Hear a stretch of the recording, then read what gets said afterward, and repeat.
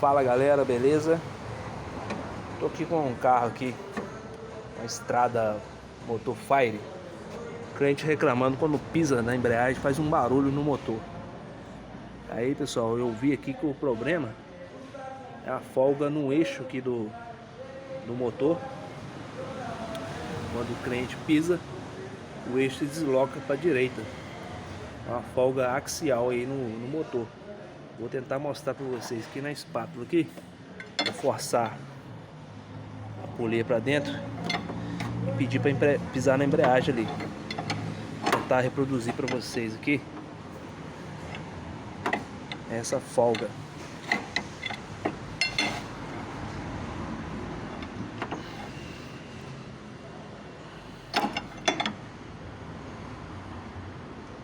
Aí cai, pisa. Solta. Pisa. Solta. Pisa. Solta. Pisa. Pode soltar. Aí deu pra ver aí no vídeo claramente que o eixo se move pra direita. Então fica a dica aí. Você pisa na embreagem, o motor tá com barulho, pode ter certeza ou quase certeza que é a folga axial do eixo. Beleza, pessoal?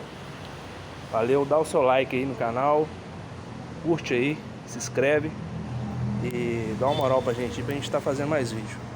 Valeu, um abraço, fique com Deus.